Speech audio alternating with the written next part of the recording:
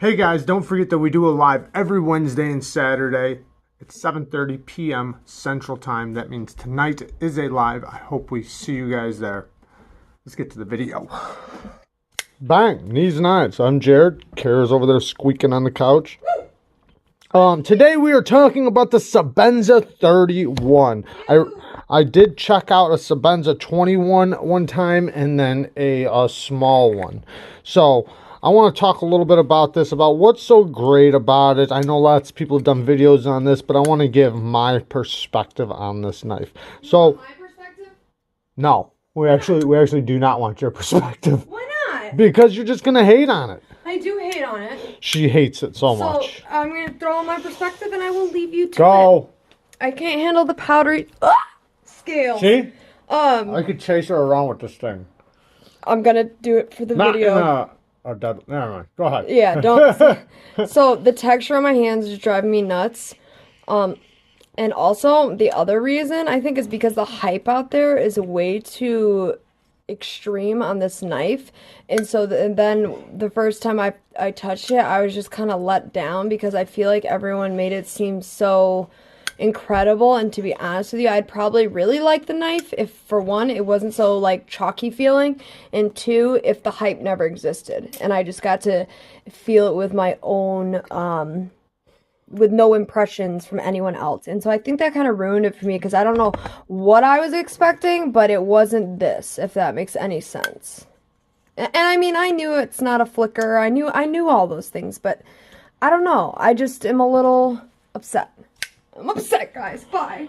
Now, all right, I actually understand the hype very much so. So I want to thank Abby Normal for sending us the package of knives he sent. This was one of the knives. I really appreciate that. Now, I did put a nasty edge on this thing, and man, is it sharp. Absolutely hair whittling, and I enjoyed sharpening it. This is the blade shape that is so easy to sharpen. The grind was nice and even. I love the sharpening choil.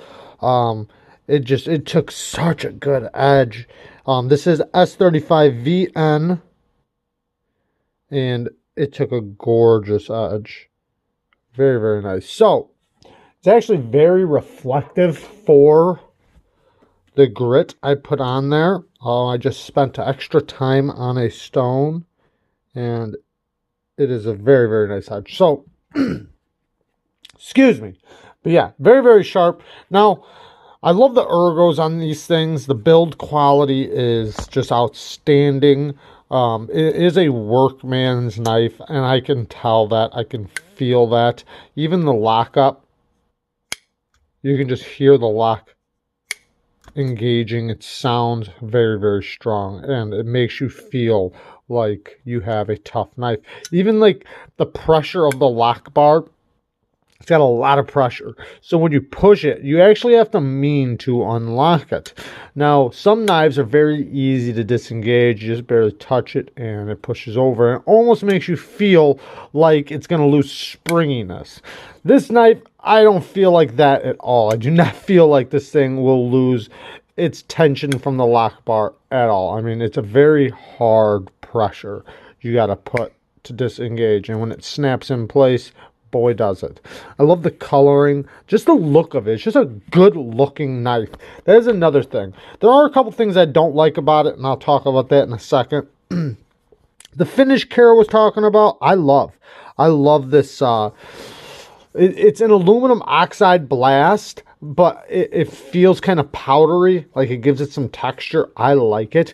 Now, it's going to scratch up and stuff like that, but I don't mind those scratches. When I see a Sebenza with scratches, I look at a knife that's being used, and it puts a smile on my face. The hardware is nice, big, beefy hardware. If you look at the stop pin, it's very big. The hardware is all nice, big, and beefy. I love that. The clip works so good. This is such a good working clip. A lot of people don't talk about how great this clip performs. It goes in and out of the pocket so easily, and it gives you the right amount of tension. So when you're pulling it out, you can actually feel that it's not just pulling right out of your pocket. Like, you actually feel the tension, and then it pops. Like that feels good when you're pulling it in and out of the pocket. Ooh, My bad. It reassures you that the knife's not just going to fall out of your pocket, even if you were upside down. And I like that, you know, especially working in crazy environments and using it as a work knife.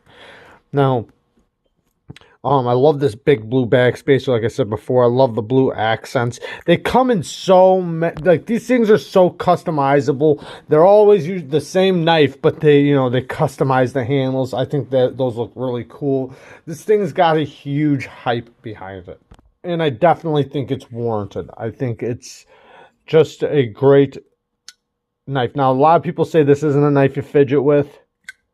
I disagree. You could definitely fidget with this knife. I think somebody who likes the action of a knife can respect even a nice slow roll. Now, can you flick it? Without a problem. You can't middle finger flick this one because it doesn't have the other thumb stud, but the thumb flick, very easy. But there's just something to slow rolling a Sebenza.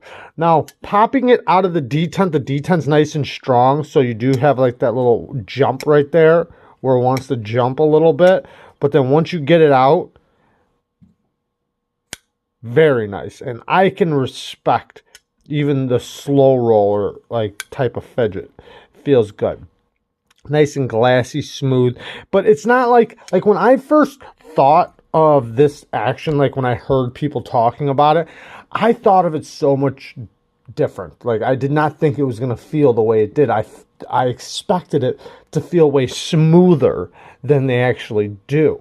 Like, I thought maybe it was going to feel kind of like a knife with bearings, where it's just like so smooth like that. But it's not. It's a different type of smooth. It's the type of smooth where it has a lot of tension as you're moving it, but yet it has the same resistance all the way down. Like, it's not drop shutty. It's not that kind of knife. It has a strong tension all the way across, but it's an even tension. Now, it's still very smooth, but you can just feel that it's the lock bar tension pushing on the blade as it rolls across the detent. But it's the same amount of pressure the whole way. It's very, very satisfying in a different kind of way. It's not the same type of satisfying you're going to get from this type of slow roll. It's just different. Now, ergo's fantastic. The jimping is just done right. I love this blade shape. It's one of my favorite blade shapes. Just a good old-fashioned drop point.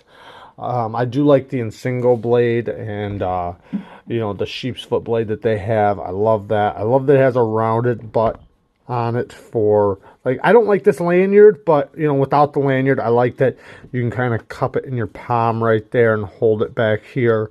I like this little spot right there where you can get in nice and close for close work. There's just so much good here. Taking it apart and putting it together is so easy. So easy. It's, and also another thing is that inside here, there's the pivot bushing, which makes it to where you can tighten this very tight and it's still going to be the same type of resistance. You can tighten it all the way. Now, when I first got it, this screw was coming loose, so I did take it out and I did put some Loctite in it. I haven't had a problem with it since. I didn't do that to any of the other hardware, but I did check them and nothing else was loose on it. The things I don't like about it is, one, the same thing a lot of people say, I hate this thumb stud. I really do. I have not tried an Umnumzun thumb stud. I don't know how those are. I see people put those little rubber bands around them, but they're a rounded thumb stud. I haven't tried one of those yet, but when I first got one of these in hand, I thought you just put your hand over it like that and it's stabby, it pokes you. But the way you're supposed to is you're supposed to get behind it. Sorry, my hands are so dry right now. I was just cleaning stones. Hang on a second. Gotta put some good old bloody knuckles on my hands.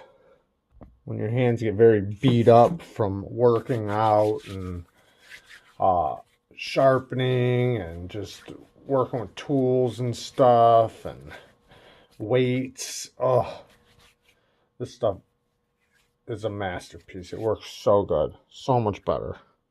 Okay, so, sorry about that, guys. Now, you got to get behind it. Like, just straight behind. Man, missed the spot, looks like. Okay, so you got to get behind it right here and then push it out and kind of follow it around. You don't just go right on top. Now, you can get some leverage behind it and give it the flick. So, that is very possible to do that. And it's not hard.